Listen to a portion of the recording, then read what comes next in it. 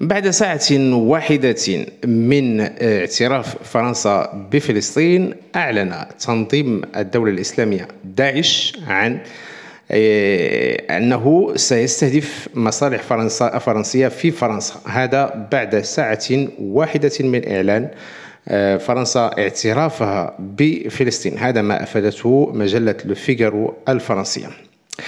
وإذا ربطنا الأحداث فيما بينها واستذكرنا يوم هدد بنيامين نتنياهو ماكرون بأنه سيندم على اعترافه بفلسطين، سنفهم كيف تمت الأمور. يعني هذا هو التهديد الذي هدده به نتنياهو. هدد ماكرون بأن فرنسا يعني ستندم إذا اعترفت بفلسطين. نتنياهو كان يقصد هذا، يعني أنه كان سيطلق العنان لداعش من أجل ضرب الفرنسيين.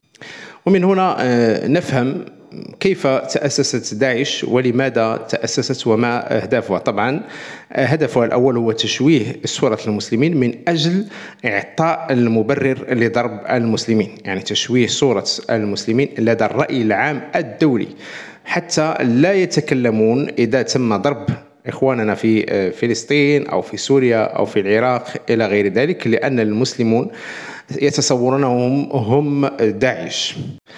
وهذا الأمر ليس بغريب، لأن في جامعة تل أبيب هناك كلية للدراسات الإسلامية هدفها هو تخريج يعني مشايخ ودعاة إسلاميين، يعني يتكلمون بلغتنا وبأحاديث النبي صلى الله عليه وسلم، لكن هدفهم ليس هو الدعوة إلى الإسلام، ولكن هدفهم هو محاربة الإسلام من الداخل.